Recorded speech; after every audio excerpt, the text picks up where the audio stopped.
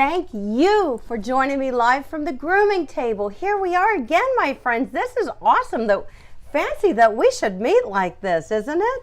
I mean, I get to put myself in this little window and you get to sit comfortably on your couch with your pets as we learn valuable dog grooming lessons together. But hey, who am I? Oh, here we go. You know, I say it all the time. I am Amy Lee, certified professional pet groomer since 2003, but it's absolutely my pleasure to share with you the secrets of the pet grooming industry so you can provide the same level of quality care to your beloved pets at home as I provide to my client pets that I groom in my salon. So welcome to Go Groomer on YouTube. We got a great topic tonight. Tonight's topic is, don't make these dog grooming mistakes. These are the types of live streams that I really enjoy putting together because there's so much information out there all over the place, all over the web, and some of it is not actually accurate. And some of it is more than accurate, which is great, but it's so hard for people like you trying to learn the correct methods and the correct dog grooming practices to say, hey, is this legit? Is this good advice? Well, tonight we're going to smash some of these myths, and I feel it's very important to do so. So don't make these dog grooming mistakes. We're specifically focusing on untruths and myths that surround dog grooming. Bad advice, incorrect methods when grooming a dog. This is important that we talk about this. There are many myths when it comes to dog grooming, and in this video, we're going to shut them down. Boom. Yeah, I just shut them down. Some of them. So I pulled out some of my some of the more common ones that we hear about, and there's a lot of controversy surrounding them. So that's what we're going to be focusing on tonight. Now, what we want the very best for our dogs. That's why we're here, right? We want the very best for them. And if we are armed with the right knowledge, then we can keep them safe and healthy throughout our dog grooming practices and our routines. So whatever our routine is, whether we groom them completely ourselves at home or if a groomer grooms them. But if you have a pet, you do need a dog grooming routine, which would require brushing, bathing, keeping them clean and mat-free between the grooming appointments. So even if you take your dog to a groomer, you still groom your dog. Brushing, bathing, conditioning, drying, that's grooming. So hey, give yourself some credit here. And if you're not doing any of that between routine grooming with a professional groomer, you might want to think about it. But hey, I got you covered. I have thousands of videos on my channel that will help you keep your pet in tip-top shape, the best condition. That's why I share the information I do. Some people completely groom their dogs and other people just maintain them. Either way, I got you covered. And some of you are pet groomers. We have many pet groomer friends right here in the chat with us that join us. We all come together to make this place, Go Groomer on YouTube, a better place for people to learn and understand and not feel judged. That's one of the biggest things about all of you in this community and myself. We're not judging each other. We're here to help. And that's fantastic. But guess who stands to gain from the help? Your pets. I like that. I like it a lot. I love dogs more than anything, more than any animal. I'd say dogs get me. They get me right here. You know, they get me every time. So back to topic. I just ran off there for a second. You know, I do that. It's important to know that myths can vary widely. So there's lots of variations here, depending on where you live or just over time periods. Myths change, a little bit gets added, you know, tell the secret down the line. And the information can really just get really cloudy when it comes to dog grooming after it's passed from person to person, sharing information.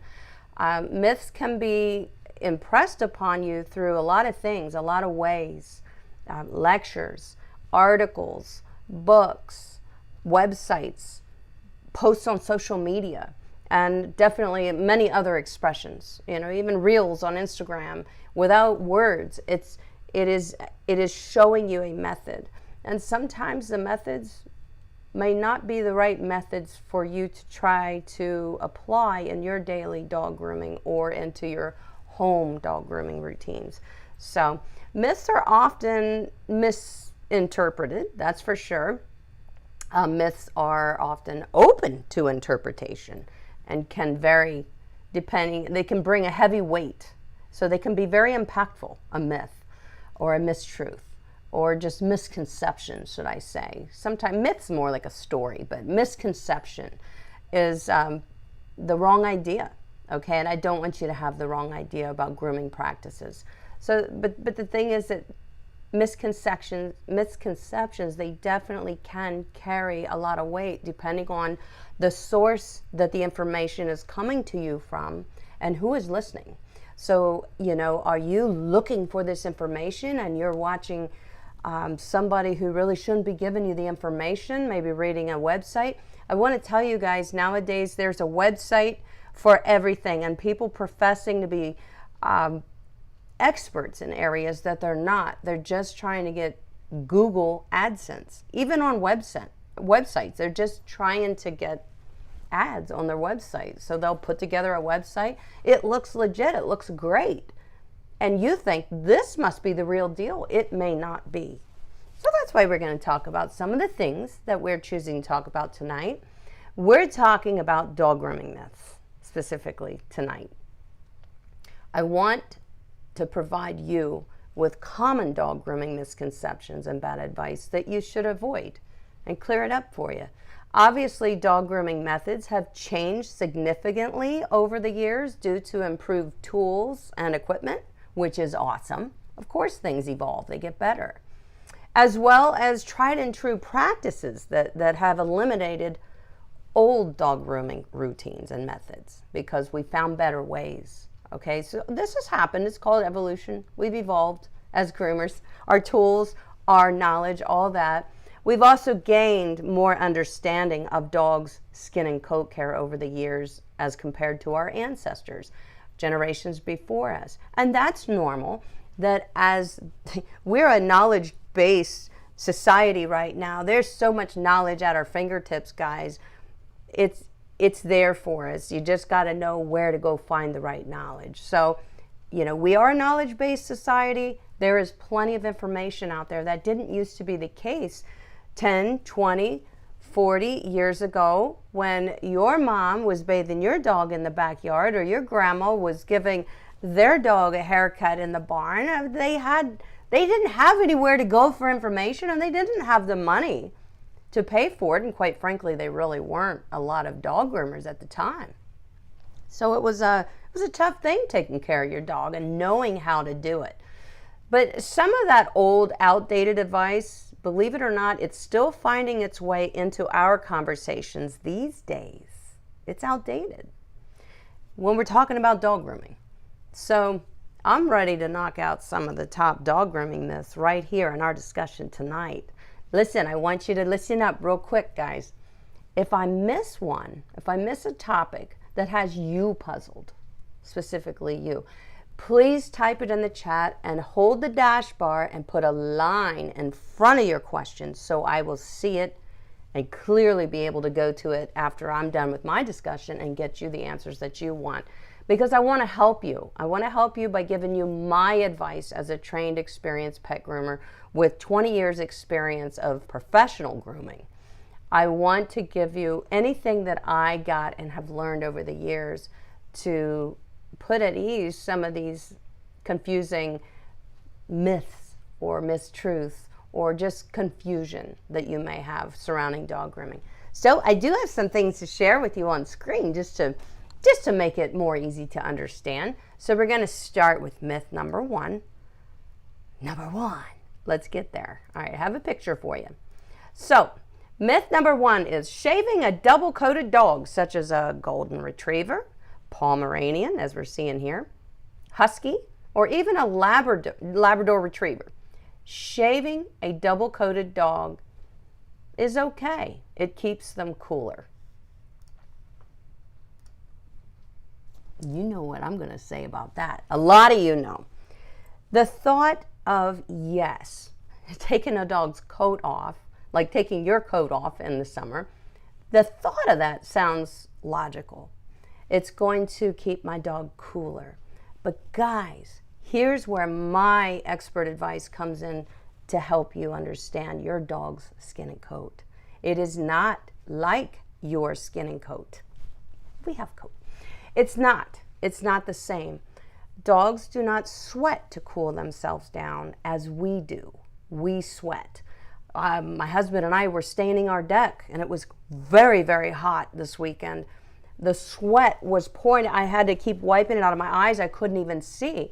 Thank God for sweat. That kept me from overheating in the heat, and it was very hot, and we were in this blasted in the sun, but we had to get it done. So sweat, human sweat, cools us and tries to regulate our body temperature. Now, let's talk about a dog. A dog does not sweat to regulate their body temperature, to cool themselves down. They do not. They do have a few sweat glands in weird places, like their feet and their nose, but they don't have the sweat glands that we do, and they don't do the same thing that our sweat glands do. So we're talking about shaving a double coat, okay? Why is that wrong? A double coat specifically, say a Pomeranian. Let me throw the picture up for you again. This is a double coat. A Pomeranian has a top coat and an undercoat.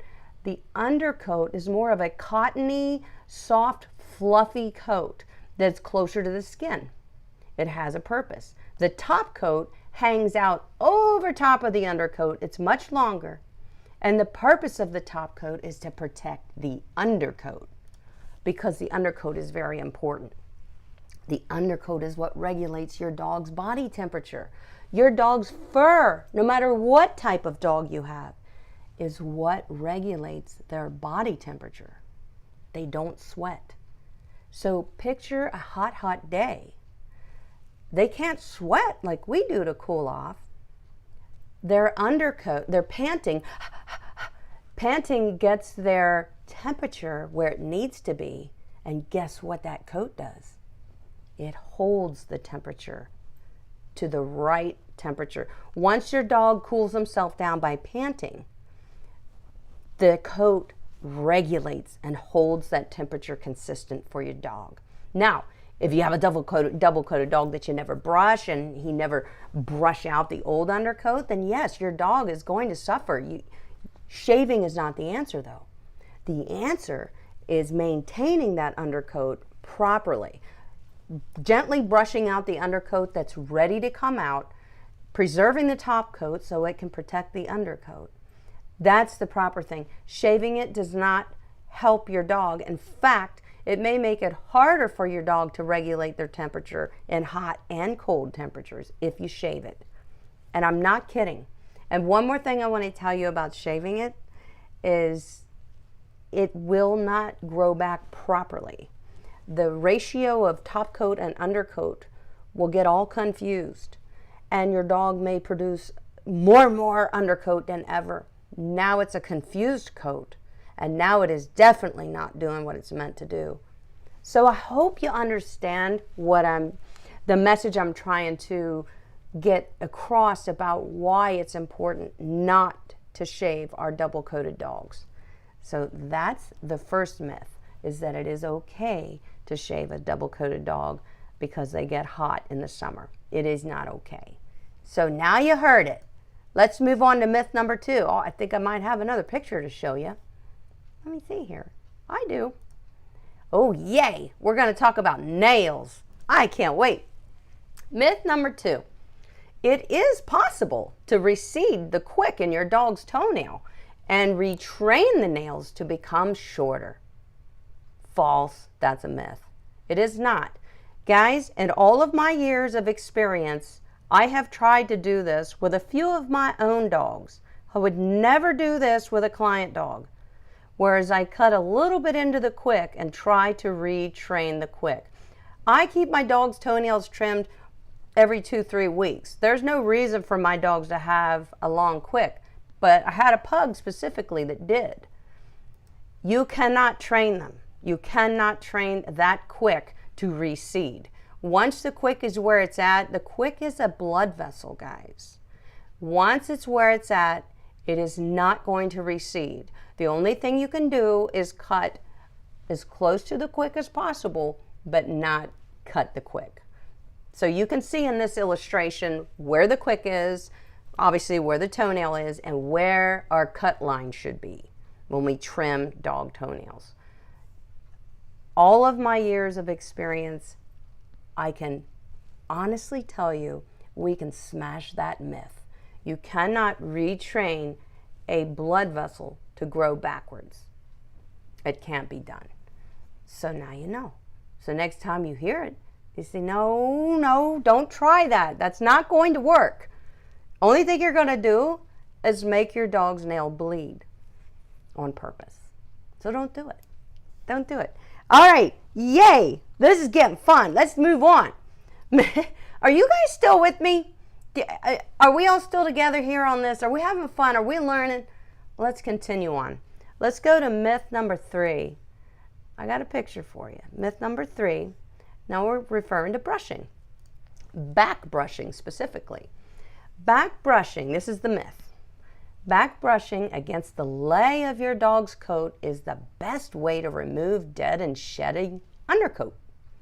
Back brushing is when you brush in the direction from the tail towards the head. That's what back brushing is. False.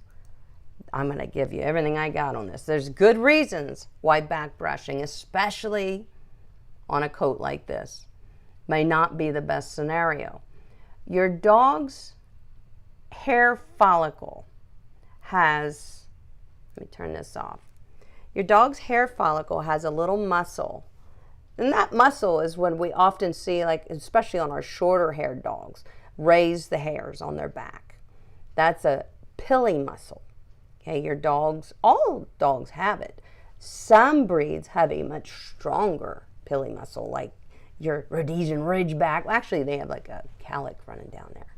But your short-haired breeds especially have very strong pilly muscles. So brushing against the lay of the coat can damage that little muscle, that it's tiny, itty-bitty baby little muscle that's attached right to the hair follicles of your dog. So it's not a good idea to do that. In fact, when you're brushing with the lay of the coat, which we're showing in this image, that direction, from the head towards the tail, all down the body and the underbody of the dog, we brush in that direction. If we brush in that direction, we're already asking the hair to come out in the direction of which it sheds. That means when we get hair in the brush, and that's not just shedding breeds, when we get hair in the brush, that is dead hair that either was already fallen out and just in the coat, or it's just now ready to come out, and we brushed it and it released. So it's you know, it's ready to come out. When we brush in the direction of I see our live stream is suffering.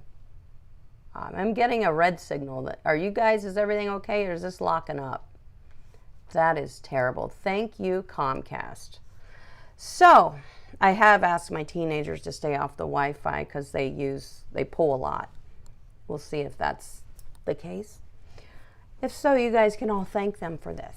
But at any rate, when we brush in the lay of the coat, we're already naturally asking the hair that wants to come out, that wants to shed, to just slide out in the direction that it is already going to slide out, so it comes out easier. So back brushing is not necessary. I have even saw it on like talk shows with guests that say, let's talk dog stuff, yeah, blah, blah, blah. You know, here guys, this is how you brush your chow chow. And I think it was Martha Stewart. Anyway, maybe not. So, yeah, I feel like I am freezing up, Lois. I could see that the, yeah, I think I know what the problem is, but I can't stop it now or our live stream will just completely die. So they were telling people to brush in reverse. and they can definitely damage that little muscle that raises the hair, which it can also, it's not encouraging the hair to slide out in the natural direction of which it wants to slide out. So it's not good advice. So we can crush that myth, can't we? Let's move on to the next one. All right. Our next one is number 4. Oh, let me put you a little picture up here. Number 4. Oh, look, cute pug. I had a pug, loved him dearly. His name was Nico. Myth number 4. Short-coated dogs such as pugs, boxers, bulldogs, or even Jack Russells do not require grooming because they're short-coated dogs. They don't require any grooming. Only dogs that continuously grow coat require grooming. That is false, my friends. Every single dog and dog breed requires grooming. Just think of it that way. They may not have the same grooming needs, but they all require bathing, brushing regularly, ear maintenance, toenail maintenance, at least those things they do. So yes, even a pug, and believe me, I had a pug, he required a lot of bathing and brushing in order to keep his shedding hair from being impacted and overly much. You know, so it's very important to do it. Very important. So yes, they may not get a haircut, but that's not technically all grooming. That's not the whole bag when we're talking grooming. It's part of it. The haircut's part of it. In fact, as a pet groomer, when I think of grooming a dog, when I get a dog in here to groom and we get started with some brushing, my initial want for the dog is to care for the skin and coat right away. My initial want isn't just, I can't wait to cut this dog's hair off. That's not the way I feel about grooming. I feel like I need to take care of the skin and coat because I know how that makes the dog feel, and I know how taking care of the skin and coat properly will make the dog healthier. So as a groomer, that's what I'm thinking. As a pet parent, often they come in and they're only thinking about the haircut. They're not even realizing what all we do to get this dog back to good in the grooming salon. And that starts with skin and coat care, bathing, conditioning, brushing, drying, getting the coat nice and ready for the haircut. So that is a myth that short-haired dogs don't require any grooming. Don't ever let anybody tell you that. It's not true. Not true. All right, let's move on to, oh gosh, I can't wait to talk about this one. Myth number 5. I have a little video to show you. It's so cute. So, myth number 5. Conditioning your dog after shampooing only weighs down the coat and adds an excessive amount of drying time to the process. That is so false. So false. And I learned so much about conditioning and the benefits of conditioning and the importance of following up every shampoo with a condition. I learned those benefits through my pet esthetician course, the Yves Saint Bernard course, where I've certified in the science of the skin. Now, what I learned in that course, obviously I'm going to share with you guys. What I learned in that course is that conditioner does so many things. The first thing, we've talked about this before, we know shampoo and conditioner contain many different ingredients. They do 2 very different things. Conditioner does one thing, shampoo does another. They need each other. One is not good without the other. That is very true. But conditioner, following up your shampoo with conditioner adds the moisture back into the coat, because shampoo's job is to pull out dirt, grime, grease, and it's a little bit drying if left on its own. If all you're doing is shampooing, it can prove to be drying to your dog's skin and coat. But when you rinse out the shampoo and add a good conditioner, and there are many good conditioners on the market. Any conditioner that I talk about in any of my videos are all good conditioners. That's the only reason why I'm using them. And I use many different conditioners. but I could only use one. I could only use one good conditioner. And right now I have been. I've been using only the Petals and Tails conditioner on every breed because I want to see what it does. I've been doing this for about 4 months and I'm very impressed. All different coat types, all different thick coats, thin coats, wavy coats, dense coats. It does a beautiful job. So the conditioner puts back in what the shampoo takes out, and it's very important to do so. So then we have those people, mainly groomers, that'll say, okay, I use conditioner on this golden retriever and it took me so long to dry him. Well, I can tell you right now that I use conditioner on golden retrievers and it speeds up the process. So then it gets me thinking, well, so why would this person say that? Why would this person say conditioner slows down the drying process and their dog feels like they have buildup in the coat? Well, I'll tell you why. Because the dog does have buildup in the coat because they didn't do a good job of shampooing the dog, first of all. And they certainly didn't do a good job of conditioning it and rinsing the conditioner out thoroughly. That's why the dog doesn't seem to want to dry fast. When we condition our dogs, they will dry faster because we've rebalanced the skin and coat. So it's the same with our hair, the same principle. So that is a total myth that it will slow down your drying process. It not only balances out the skin and coat, it will speed up your drying process. It also is a better degreaser. We're talking conditioner. A better degreaser than degreasing shampoos. It will pull out those oils that the shampoo may have left behind. And I always tell you to use a gentle shampoo. Like even the Tropiclean puppy shampoo is fine to use across the board. It's a great gentle shampoo. I love the Petals and Tails shampoo line. It's fantastic. But there's so many. Tropiclean has wonderful shampoos that are gentle. As long as you're using a good shampoo and a good conditioner, they are both going to do their job. And if you rinse the dog thoroughly, you're golden. You're not going to have any buildup in the coat. It's not going to weigh down the coat, and the dog will dry faster. It's amazing. So that's what I have to say about that. You guys know I've been talking about that a lot lately, especially after I took my course, because I learned so much about the benefits of conditioning. And then I really started paying attention in my salon to see if it was true. And it is true. So now you know. We busted that myth, didn't we? Yeah, we did. Oh, here's another one. Myth number 6. You're going to like this. Now, guys, this is funny. A lot of people think this, and I understand why they think it. So let me show you here. Myth number 6 is, now, this is one of my favorites. Some dogs have hair, not fur. Humans have hair, dogs have fur. I need to explain that to you. Okay, I hear this a lot. And sometimes when I'm talking about giving a dog a haircut, I'll say, you know, when you're clipping the hair, I'll use the term hair. Hair and fur technically are two different things.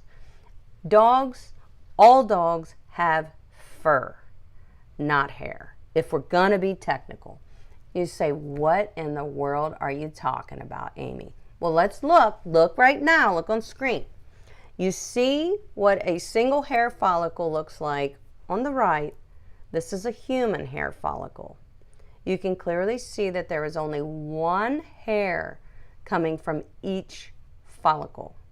Now let's look on the left at the dog. And we can see at least 3 hairs coming from one follicle on a dog. That is the difference between hair and fur. Fur has multiple hairs in one follicle. Hair has one single hair per follicle. And unless somebody can find me a dog, I don't care what the breed is, that has only one hair in each follicle, then that's a myth, and I just busted it. It's important that we know these totally useless trivia. It is useful though. So somebody says, does my dog have hair or fur? you say all dogs have fur because each one of their hair follicles shares multiple hairs. Not one single dog on this earth has only one hair per follicle, like us humans. We have hair, not fur. They have fur, we have hair. So hopefully that makes sense. So it doesn't matter. If people say hair, it is what it is. So what? Just go with it. But if somebody really wants to understand, now you can explain that to them. I think that's pretty cool. So remember, whoopsies. Dogs share multiple hairs per follicle. Humans share one hair per follicle. And that's the deal. Our live stream health is terrible. It's all over the place. I can see it going. It's horrible. Isn't that lovely? All right, so let's just keep moving here, guys. Oh, I got a good one for you. Myth number 7. You're going to like this. Let me give you a picture. Okay, picture this. Here we go. Gentle shampoos made for humans. They're safe to use on dogs, such as baby shampoo. I've heard this myth forever and ever and ever, and I still hear it, and I still hear professional groomers saying they use baby shampoo. Well, it's not the worst human product you could use. Let me say it that way. It's not the worst, but it is still a little too harsh for a dog's skin. And I want you to understand that dogs have a different pH balance than humans do. That's the difference, which means we actually have thicker skin than dogs.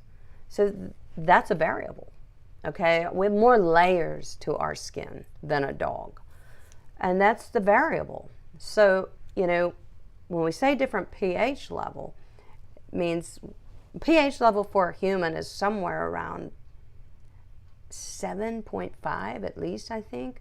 And for a dog, it's right around 6 to 6.5 on average. So it's different. And that's the reason why human products really are not made for dogs. So just go out and take advantage of those awesome pet products that are on the market, guys. They're awesome. We have a plethora of wonderful products to bathe and condition your dog on the market today versus even 15 years ago. It has gotten all that much better. So, because there's a lot of focus around skin and coat, especially in the last decade, and it's refreshing to see that as a pet groomer, that the knowledge and the studies and the information has been sifted through and tested, and the research is there to back it up. So that is awesome that we know more about our dog's skin and coat nowadays than we used to, because now we know better. And that's a good thing. Oh, the next one. Oh, can't wait for this. Okay. This one. This one kind of makes me laugh a little bit. But I think people are serious when they ask. This one is this. Okay, I've heard it on social media posts, and I've even had clients over the years, my own clients, ask me if it's true. Let me give you a picture. I had to give you a picture. Okay. Dog groomers sedate your dog, and that's why they come home so tired and sleepy. Are you out of your mind? Do people really believe that? There's doggy Xanax. That's what I'm showing you right here. There's such a thing. First of all, groomers can't get a prescription of doggy Xanax or any type of anxiety medication for dogs unless they take their own dog to the vet and the vet deems it right to prescribe that drug. They don't usually go directly to doggy downers. They don't.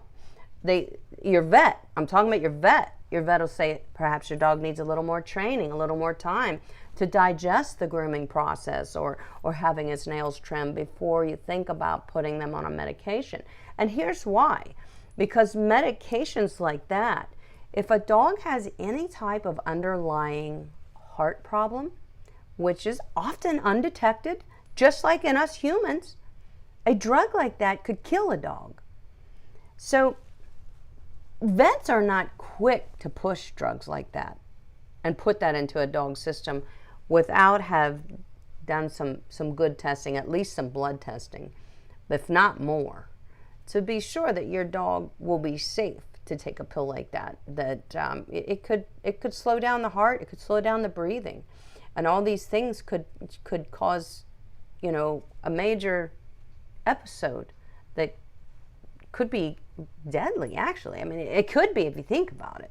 So vets don't want that for your dog, and obviously neither do groomers. I don't. So here's the thing about why the dogs come home so tired after grooming. Oh, I can tell you right now. You ready for me to paint this picture in your mind? Okay. How often do you see your dog just standing in the middle of the living room? Like for 2 hours, maybe even 3 hours. How often do you see that? Standing. No, they lay down. They chill, they relax. And they might get up, go see what you're doing, go back, take another 5-minute nap. Get up, where are you at? What are you doing? Okay, I'll go back, take another nap. Dogs are standing the entire time, not just standing.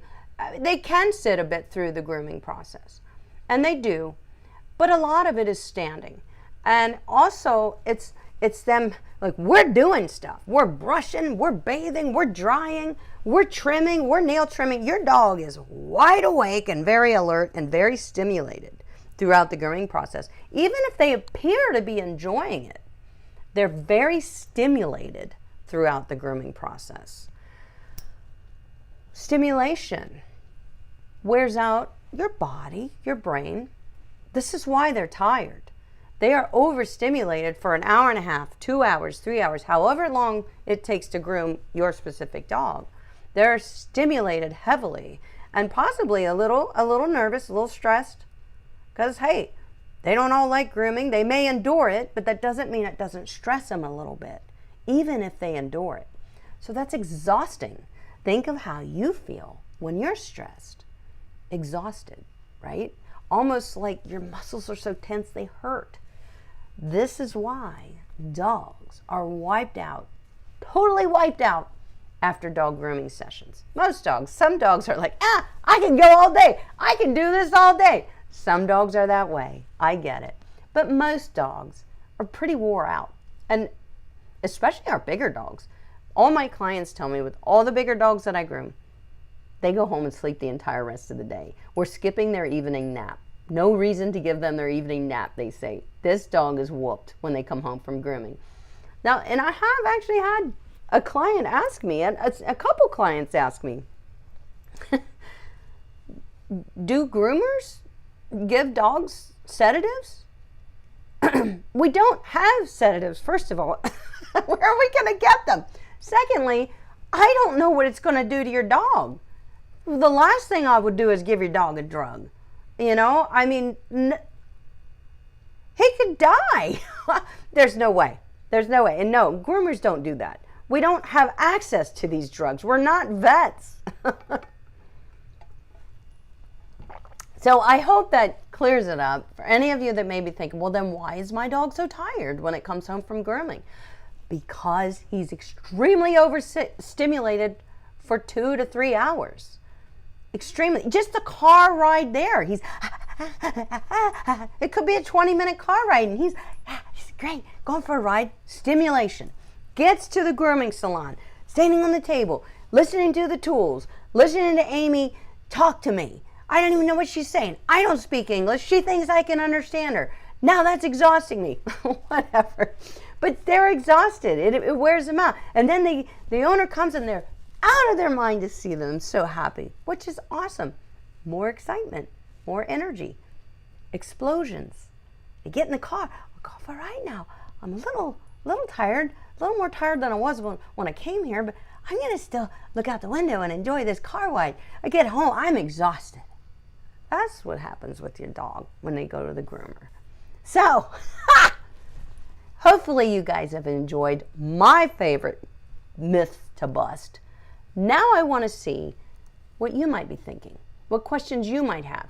things that maybe I didn't answer because I didn't realize it was something you were puzzled about. So I'm going to jump in here. I'm going to take a look and see in the chat. Looks like our live stream is finally behaving. I got complete green light. I had red lights before.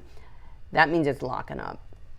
All right, so here we go.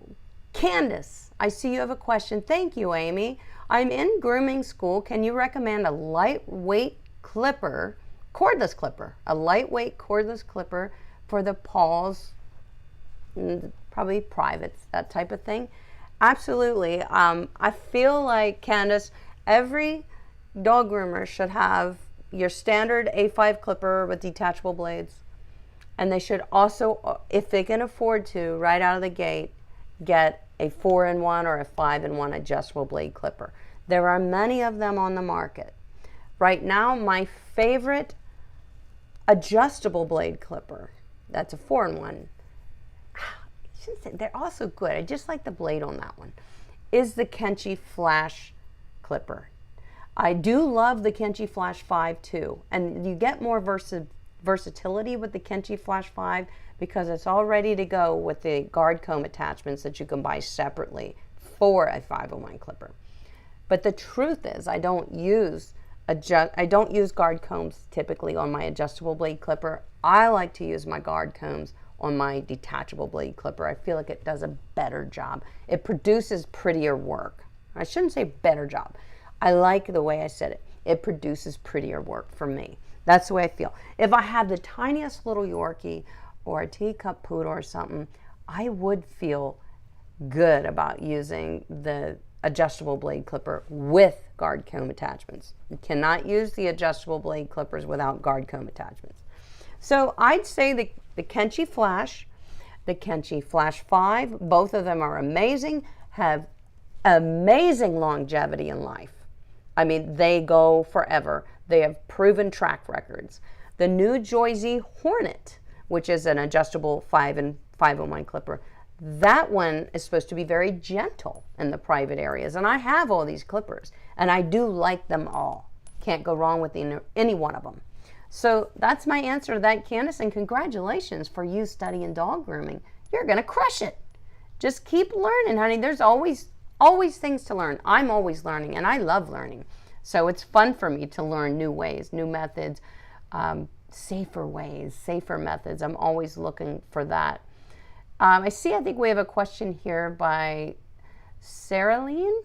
Saraline says, I have a golden retriever, and I'm in Miami, Florida. Boy, that text is small. I get so sad when I see all the Goldens in my neighborhood fully shaved. Everyone asks me how I get my girls' coats so shiny and beautiful. Everyday maintenance is the answer, she says. Yes, and that's exactly what we talked about in one of our myths today. People think they're doing right by their dogs by shaving them, the double coats. But remember, and maybe, maybe you can explain to your neighbors that your dogs don't have sweat glands. They need their coat. They really need that fur. It does a job for them. So if you can explain it to them like that they can't sweat to cool their body down. They need their fur to regulate the temperature after they pant and get the temperature where it needs to be. Then the coat holds that temperature there to a safe temperature for their body. And then they get to keep their beautiful coat on their dog. There's going to be so many skin problems that are going to happen if you shave a double-coated dog. Pomeranian, Golden Retriever, definitely. So good for you. I'm very glad to hear that. And I have another question here from SU1000. How to line brush without going against the hair growth? Easy. You hold the hair back with this hand, and you pull the hair out that you're holding back in the direction of the lay of the coat, like this. I have videos showing you how to do it if you're not sure. It's easy. And then you keep moving this hand that's holding the hair back and pull out the hair that you're holding back with your brush and keep moving down the line.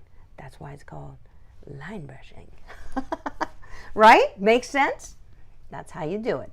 I do have videos showing you about how to line brush, and I know there's many other good videos on YouTube on that topic, line brushing, and you could get great information there.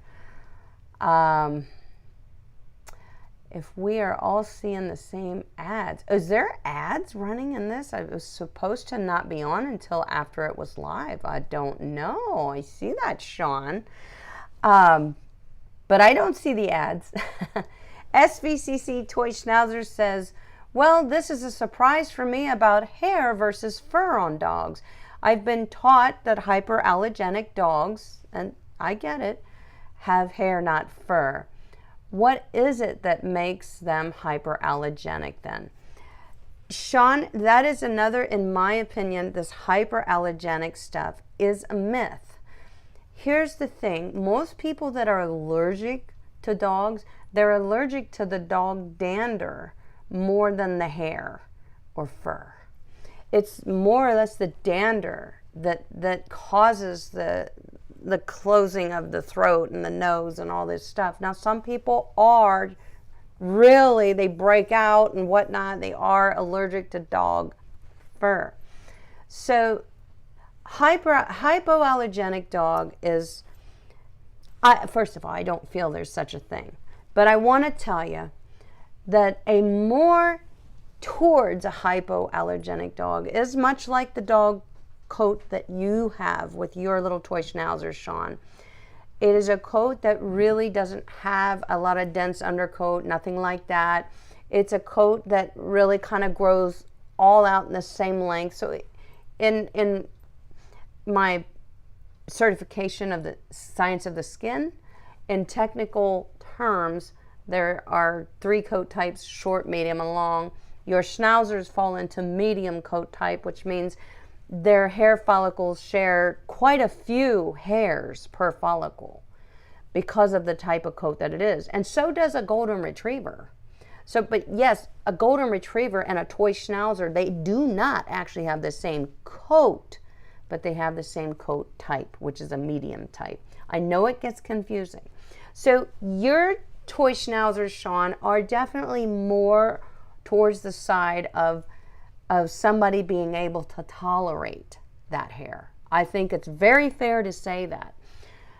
The intolerable hair often is the oilier coats, like, you know, even your hounds, the coarser hair and the oilier coat.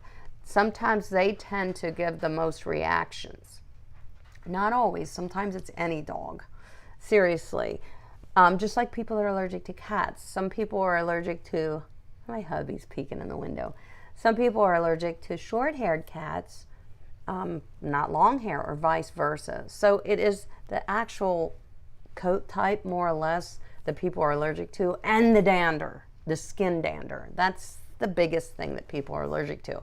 So, you know, the doodle craze, people were advertising as they were trying to sell their doodle puppies for a lot of money. They were advertising that this is a hypoallergenic dog, and that is actually a myth. That is a myth. It is not true. It's a story. It's made up. They still have dander. They still lose hair, even though they don't shed. That's why I can confidently tell you guys that there is no such thing as a hypoallergenic dog, which means it will not cause you to have a reaction if you react to dogs. But what I'm trying to tell you, Sean, is that some coat types are less likely to cause those reactions. So hopefully that makes sense. I hope it does. Sean has another question, SVCC Toy Schnauzers. She says, yes, I love the Flash too, the Kenchi Flash. You suggested it to me and it works great. It is a good clipper. And boy, it just keeps going. I've had that 4-in-1 clipper longer than any of the 5-in-1 clippers that I have in here right now. And I have 1, 2, 3, 4, 5 of them, 5-in-1 clippers. So I know the most about the Kenchi Flash too, as far as the battery life. It's just as strong today as it was the day that I got it 3-4 years ago, whenever that was. So yeah, I love it too, Sean. Summer says, how do you use an undercoat rake? I suggest that most people don't use undercoat rakes, Summer, because they can actually force out some coat that isn't ready to come out. And what happens there is it causes the coat, the undercoat, to regenerate more coat. So your Furminator, even, you know, your rakes, some of the carding tools, there are some de-shedding tools that do not have sharp, they won't cut the coat. I like that. Groomer's Choice sells a really nice V-rake that is not sharp, but it will gently slide out in the lay of the coat, slide out dead hair that's ready to go. It's ready to come on out. It's not forcing it. So I always tell people, your brush and your comb first. Always brush and comb, brush and comb, brush and comb first. In fact, I brush undercoat out in the tub during the conditioning stage. That's when I brush the undercoat out, because the conditioner allows it to just slide out. Only what wants to come out just slides right out, and it's perfect. So technically, I can honestly tell you this. I could take any de-shedding tool, all of them, and I have many in this shop, and I don't use, there's some hanging behind me right now. I don't use them.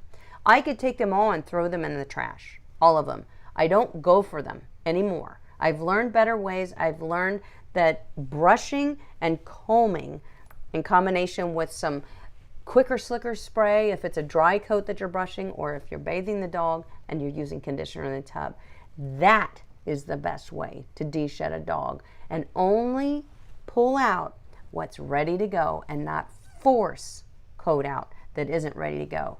That's a no-no. We don't want to do that. And that's what a lot of de-shedding tools do. So I'm serious. I can tell you all, you can get rid of them and practice other methods. Brush, comb, and conditioner. And your dog will be very thankful. But you will be thankful when you see the results over about a 6-week period. You'll see it, definitely. So I don't encourage it, Summer. I really don't. But I'm glad you asked the question. I really am, because I got to talk about it and others can hear it. Paul Reed said, ended up with 5 dogs. Long story. Oh, it always is. I know. We've all been there. Learning to groom since it's too expensive for 5 Golden Doodle Havanese variants. How do I keep them still? Thank you. Well, guess what, Paul? I just did a video last week. It's on my channel. How I get dogs to sit still for me. So that video is on my channel. It is fantastic. I teamed up with Sean, and there's some clips of Sean in there from SVCC Toy Schnauzers, and we put together some good information for you guys to bring you into our world of how we get our dogs to behave and be okay with grooming. It's very important, Paul. So go watch that video, but not right now. You stay right here right now. You watch it afterwards, okay? Great question. All right, I see my friend Elsie. I'll be seeing you in about a week. Elsie says, 2 weeks to go before our Groom Expo. Excited to meet up with you, Amy. We are going to meet up, Elsie. I cannot wait. We're going to be in close contact, find out where each other is. Elsie and I are both going to be at the Grooming Expo. It's actually the biggest dog grooming show, dog grooming expo in the United States. It's Hershey Groom Expo. And it happens, I'm so lucky, happens to be only 20 miles down the road from me. It's the best show. I'll be there all weekend, Elsie, so I can't wait to talk to you. I think maybe we could even do a little live streaming together for our friends. Maybe not during the show. I do want to do a walkthrough. I will tell you guys, I am going to do a walkthrough live of the Hershey Groom Expo like I did last year for you, okay? I am going to do that, so you can be prepared for that. Elsie may or may not want to join me for that. Elsie, if you do, you know, we can walk through it together, and I'll be filming it. Or we could also do, you know, a little sit down out in one of the courtyards afterwards and talk about some of the new tools and products. So we'll see what Elsie wants to do, guys. You know, I could go live 24/7. I'm cool with it, but she may not be. I don't know. I'll break her down. I'm excited to meet you too, Elsie. I truly am. We have been talking online for so long. It's time that we meet. You know what I'm saying? Candace says, I am taught to backbrush and trim. I'm taught to backbrush and trim evenly, but learned today that seems not right as I can damage the pili muscle. Should I ever backbrush or completely avoid that? Thank you. That's a good question, Candace. There are some times where I backbrush, mainly on a long coat type. Like my Golden Doodle Gus, he has a long coat type, which means each hair follicle of Big Gus and long coats, a poodle is a long coat too. Now you're thinking long drapey coat. No, it's the coat type. It's called long coat. And I have a video, it might be linked in the description, explaining the difference between the 3 coat types. And every dog falls into one of those categories. So on the long coats, I will go, if I hold out his leg, I will gently back brush, but not aggressively. Never aggressively brush when you're back brushing like that, because you can damage that, damage the hair follicle, and that's the concern. So, but your long coats, you don't have all that shedded hair, whereas we're trying to pull it out from the direction that it sheds from. You know, when I say don't back brush those dogs too. So you're okay to do it gently and be mindful of it on your poodles, your doodles. What other breeds? You know, Shih Tzu, maybe, but you wouldn't need to. Shih Tzus are so small. Most of your bigger dogs, it can be a little more easier to do a little bit of back brushing and get the job done nicely. So Elsie says, I'll be there Friday afternoon and the weekend. Me too. I'll be there Friday morning and all through till Sunday, Elsie. So we'll hook up. I'll be in contact. One Sin Chick says, what are your thoughts on the book notes from the grooming table for a beginner groomer? Hey, good question. I think every single person learning to groom professionally should own that book. That's a great book. It's going to be a great reference when you're getting a breed in that's not very common. Once you learn your basic dog grooming methods and techniques, you'll be able to look in that book and understand how to groom a Dandy Dinmont Terrier because of the instruction, the easy instructions that are in that book.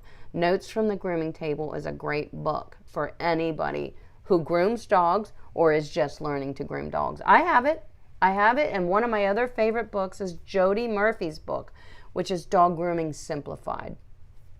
Excellent illustrations in that book to make it make sense to you, that you literally can open up to the page and see, it's color coordinated, what approximate blades or guard comb lengths you should be using. It is so nice. And books are important because it is not going to happen that we groom 600 different breeds. We're not going to come in contact with all those different breed types to ever have the opportunity to groom them all. So having a book that says, okay, now I have a Parsons Terrier on my table. I haven't ever had one on my table in 10 years. What do I do? It's great to have that book because once you know your methods, you'll understand everything in the book. SU 1000 says, a groomer forced all the Pomeranians undercoat out in December. Yeah, forced, which means it's going to grow in heavy. Undercoat, double coats go dormant for a while too. The top coat will go dormant and the undercoat will outgrow it. So there's so much to understand about double coats, and especially if you're going to be grooming them, there's so much to understand. Did that in December, still waiting for it to come back in. Had labs done, all normal. Vet put him on melatonin. Have you seen results with melatonin? I don't know if I have had any dogs that I groom professionally on that I could say noticed yes or no. So I can't really answer that because I don't think I've experienced that with any of my client dogs. But you know, I mean, we do have to trust our vets when they try to help us help our pets. So if the vet recommended it, I'm sure it was for good reason. You know, but I can't say I've experienced it. But great question. I'm glad you, well, not a question, I'm glad you said it. Court Jester, how you doing, huh?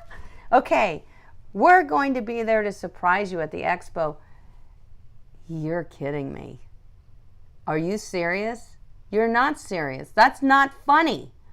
That would be, I think I would pass out if I had all you guys, all of my favorite people in one place and I didn't know you were coming. I think I would literally pass out from joy and excitement. Don't do that to me, court jester. If you are coming, let me know. Because I want to make sure I find you. But wouldn't it be cool to see you guys? I will see some of you. I always see some of you at the shows. And I love it. I love it, love it, love it. But yeah, court jester, if you can make the trip, go, go, go. So Summer says, what's your favorite dog grooming table? What are your thoughts? I have many. My favorite dog grooming table is the one I have. It's an electric table. It has an electric arm. It has an electric, it's called a therapeutic table. It's the Viper is the name of it, and it's that they don't make it anymore. You can't get it anymore. So I'm telling you what my favorite table is, but I can't tell you where to get it because you can't get it. That's not nice, is it?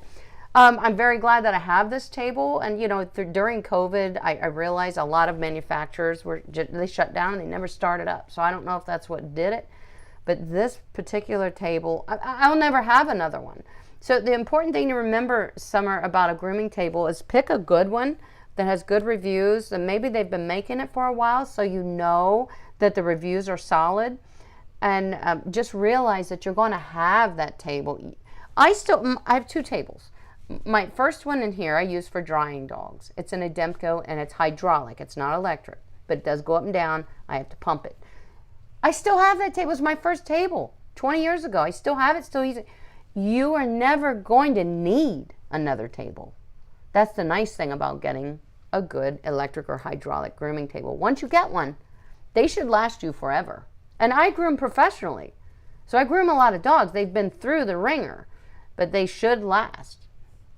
So just know that, okay, Summer, that whatever you choose.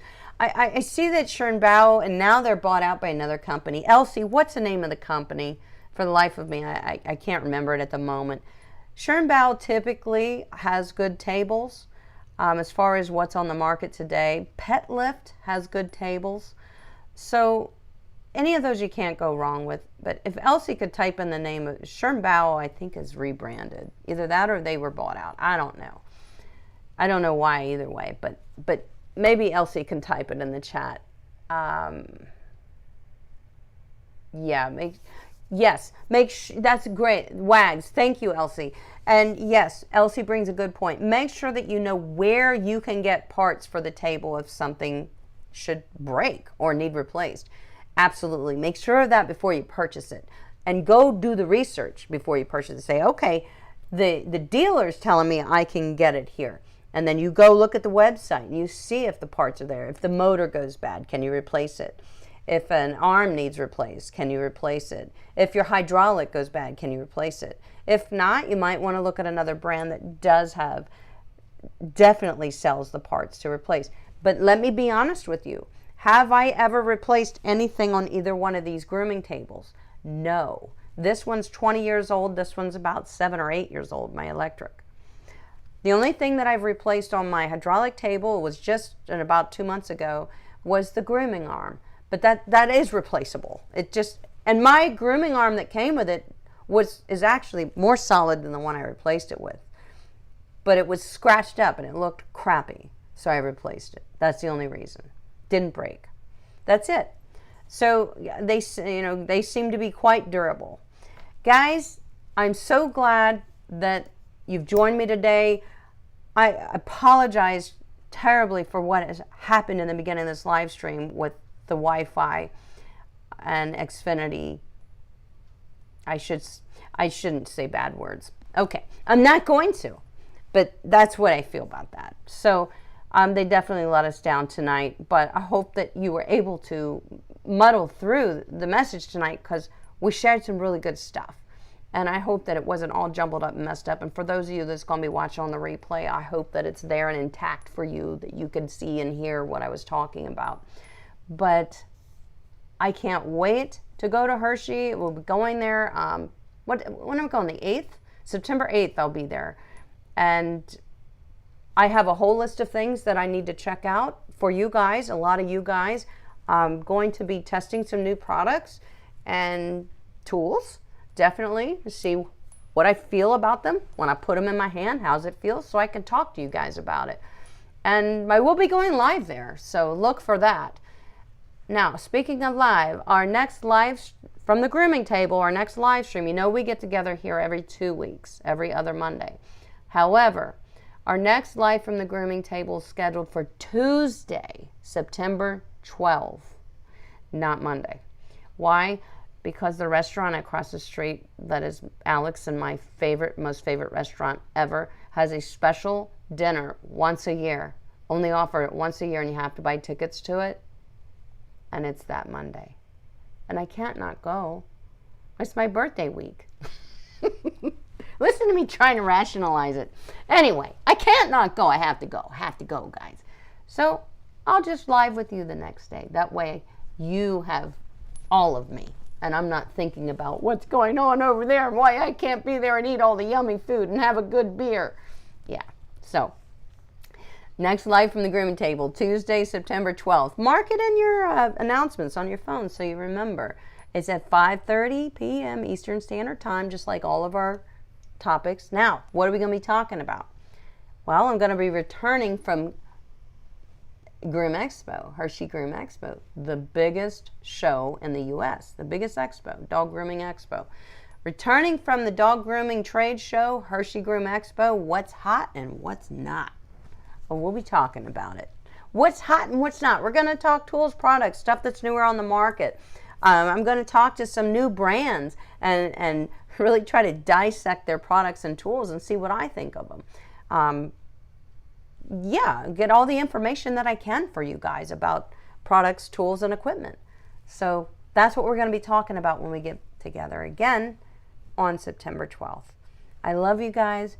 Keep doing what you're doing. You're absolutely fantastic and awesome. And I appreciate what you're doing with your pets and just gaining knowledge. Even if you haven't decided to go ahead and start being the one to brush out your dog or bathe your dog or whatever, but you're thinking about it or you wouldn't be here. And I commend you for that. So I'll see you guys in 2 weeks. Here is a Farmer's Dog. This is the official Farmer's Dog Super Bowl commercial. Get ready to cry.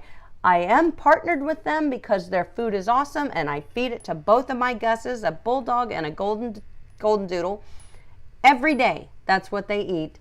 If you would like to try it for a 100% free trial, link in the description below. Knock yourself out. Your dogs will thank you for it, and I'll see you in 2 weeks. Here's the Farmer's Dog.